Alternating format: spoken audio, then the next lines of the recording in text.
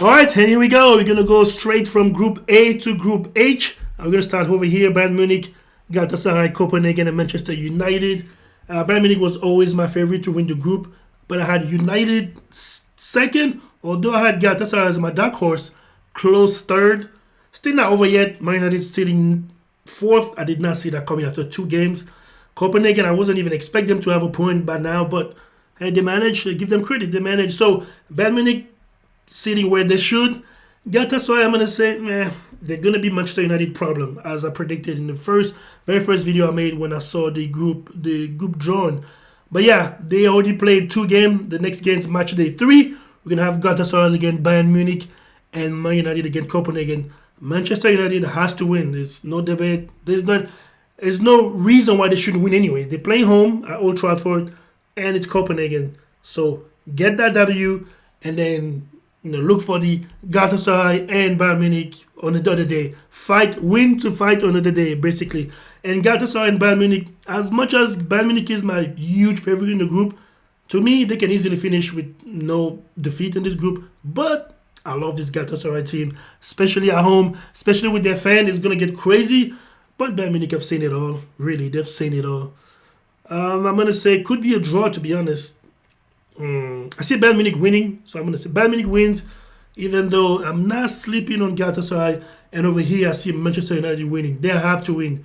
No, nothing else would save really any Ten Hag's season. I think if he loses to Copenhagen, yeah, they're going to have to find a new coach.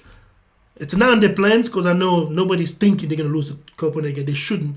It's not going to happen. But if it does, it's going to be a bunch of problems. But yeah, anyways, Group B. RC Lens, Arsenal, Sevilla, and PSV Eindhoven. Again, another team that I did not see first after 2 games. I thought Arsenal would be cruising. But yeah, Lens surprised me.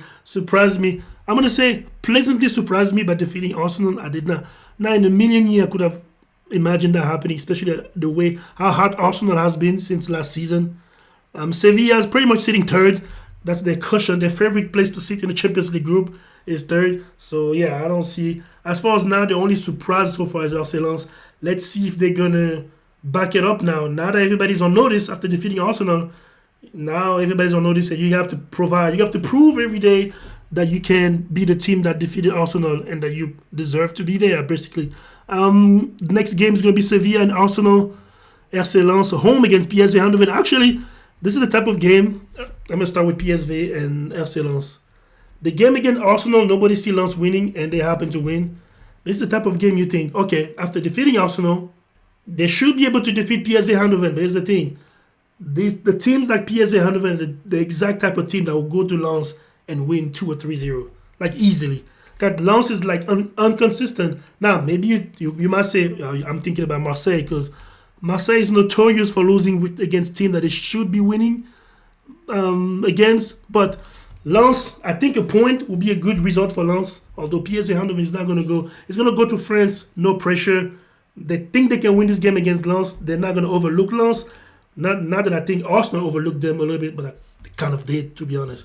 But yeah, I'm more concerned about this game that Lens is supposed to win than I were the game against Arsenal, because Arsenal was supposed to win them. But now, Sevilla against Arsenal. Arsenal just draw 2-2 against Chelsea. It was a nice comeback. Sevilla, again, like I said, they will be comfortable feeling third. I don't see them. No, it's hard to beat them at home, though. It is hard to beat them. Sevilla in Andalusia. But I'm going to go with, Arsenal win. I could see a draw, but I'm going to say Arsenal win. And this game, I can't really determine who's going to win. Lens should be able to win, but I'm not going to be surprised PSV defeated them. I'm sorry. Lens is just inconsistent on that level. But yeah, we'll see. Group C, Real Madrid, Napoli, Braga, and Union Berlin. The 2 favorites are sitting comfortably, not comfortable, but first and second. Although Braga is close, is right there. Union Berlin, I was disappointed. I thought they would have a point, at least a point by now. But yet again, the 2 favorites, Real Madrid and Napoli are there. Braga is presenting himself as a dark horse, but it's not over yet. I don't see Union Berlin just throwing the white towel right now. Let's see who they face. Now they face match game 3, Real Madrid, Braga, Real Madrid. Real Madrid should defeat Braga, which gives Union Berlin a chance to do something against Napoli. They're playing home in Germany. Napoli is iffy, up and down this season. So this is Union Berlin's chance to at least get a win. If not a win, you shouldn't lose this game. They shouldn't be losing this game against Napoli. Although Napoli is the favorite to me. That's my favorite to win that game. But Union is playing home. This is your chance. If you lose it, it's pretty much over. It's pretty much over. Although they could make it though, because Real Madrid can defeat Braga, and it can still be a fight between them and Braga for the third place. So it's not over even if they lose, but it will be nice for them to actually start getting points in this group. So yeah, Group D, Real Sociedad, Inter Milan, Salzburg, and Benfica Lisbon. My dark horse was Real Sociedad. Turns out they're leading the way now. The first, Inter Milan was my favorite. I had Benfica and Sociedad battling for the second spot. So far, Real Sociedad is doing the job. 4 points. Same as Inter Milan. Benfica is not as hard as I thought it would be, but it's not over yet. But still, they're not as hard as I thought it would be. I thought they would be. This is the type of team that lose most of the young players pretty much every season, and then readapt, get some brand new young talent, and then get them to buy into what they're doing. Seems like this season might be an off season for them in the Champions League, but it's not over. Salzburg is not that big of a mountain to claim for Benfica to finish third, but yeah, we'll see. Let's see who they're facing in this group. Matchday 3, we're gonna have Inter Milan, Salzburg, and Benfica, Lisbon, Sociedad. This is gonna be the game to watch. Benfica has to win. They play home. They can't let Sociedad go and beat them on their own turf. It will be pretty much sealed. Sociedad is going to be hard to beat at home anyways for Benfica. So Inter Milan, Salzburg. This Salzburg team plays really well, but I'm going to say Inter Milan is going to win. I give them the edge. They're the runner-up for last season, and they're the biggest squad, really, in this group. So I'm going to say Inter wins, and Benfica has to win, although I don't see them beating Sociedad, though. I love Sociedad a lot, but Benfica has to win that game at home. So we see. And then Group E, Atlético Madrid, Lazio Roma, Feyenoord, and Celtic. Again, Atlético is the usual suspect. Everybody knew they should finish first in this group. They're sitting first with Lazio Roma. Those are the two big names, I would say, currently in the group. Feyenoord, Rotterdam, third. Celtic, a little bit disappointing, but we see how it goes. Celtic, though, who they're facing, the next game is going to be Atlético at home. So it's not going to be easy, but they got to get at least a point. Celtic had to get at least a point. And then Feyenoord and Lazio. I think Lazio has what it takes to go win in the Netherlands, but Feyenoord is not a team to sneeze at. I think they're going to... This is the time. This is the direct opponent for the second spot, pretty much. So their lives in the Champions League are going to depend on how they do against Lazio Roma. If you're going to give them granted that they're going to defeat Celtic, they're not going to beat Atlético Madrid, or they're not going to finish first in this group, to be honest. But this is the direct opponent. You got to win against Lazio who playing home, because Lazio is going to definitely win against Feyenoord when they go back to play in Roma. But we see how it unfold. Group F, Newcastle United, Paris Saint-Germain, AC Milan, and Borussia Dortmund. Super shocker in match day 2 with Newcastle defeating PSG. Honestly, that defeat was Luis Enrique. It was on him. There's no way you should experiment in the Champions League on match day 2. I mean, you can do that maybe even match day 1. You have the league to experiment things, and the Champions League you have to play with your best starting 11. And I think he kind of overlooked Newcastle. Not necessarily overlooked, but he was overconfident that he could just pull that off. It didn't work for him. He got severely beaten at Newcastle. Nobody saw that coming, but hopefully he's not going to experiment anymore in the Champions League, Luis Enrique. But yeah, we'll see.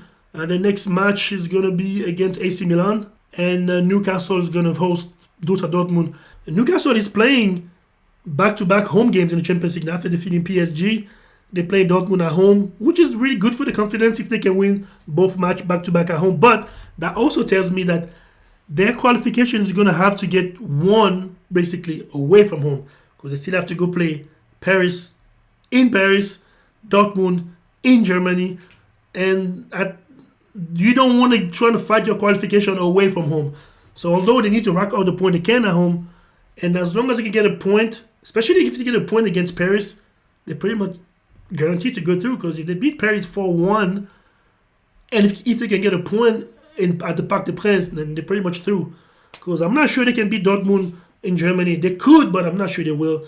Paris is going to be the team to watch for and not be left out on this group. But yeah, Milan against Paris.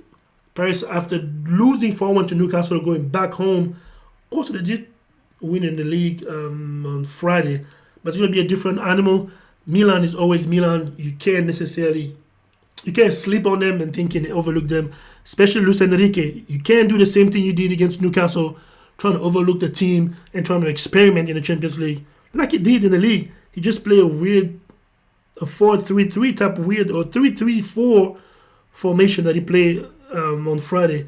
You're not going to do that against Milan. Play your best 11. Play your 4-3-3 with Ugarte, with Zaire Emery, and with Vitinha in the midfield. And throw Mbappe over there, Kolo Muani or Gonzalo Ramos, and play King Angli or Ousmane Dembele. That's pretty much it. I don't know why you're always trying to experiment with everything in the Champions League. Just play your best 4-3-3 and let it roll. But we see how it goes. Next group, Group G, Manchester City, RB Leipzig, Young Boys, and Red Star Belgrade. We got on Matchday 3, Leipzig is going to host Red Star. Leipzig is going to feast on them, to be honest. My boy Luis Openda is on fire right now. Also, Javi Simon, also on fire. So they have too much talent for Red Star to compete with them. So I'm going to go Leipzig. Should be an easy win, although there's no easy win in the Champions League. But this one's going to should feel easy. Same for Manchester City against Young Boys. Should really be literally a walk in the park. City is going to defeat them easily, I would say. Probably a goal fest. Should be a goal fest, as City love to do against teams like the Young Boys. Like I said, Leipzig is going to defeat Red Star Belgrade. All right, next group. Group H. Barcelona, FC Porto, Shakhtar Donetsk, and Antwerp. Again, Barcelona, the usual suspect, has to finish first. I mean, there's no competition for them here, to be honest. And FC Porto and Shakhtar are my two favorite to finish, one second and one third. I don't really know how it's going to end up. On match day 3, Barcelona is going to host Shakhtar Donetsk at the Camp Nou. Should be a party. Maybe 3 or 5-0. Or maybe not. Shakhtar can give them big problems. Antwerp and Porto. Porto should go over there and win. Not 2-1. I'm going to say 2-1 or 2-0. So yeah, those are my predictions for match day 3 in the Champions League. Again, I have to watch Paris against AC Milan. Is going to be a big one. It's going to be the marquee match, to be honest. Although Newcastle and Borussia Dortmund, yeah, it seems going to be fun, but it's not going to be as fun as Paris Saint-Germain and AC Milan. It's a match that pretty much everybody's going to watch because Paris can't afford to lose after losing against Newcastle 4-1. But yeah, we'll see. We'll see how it goes.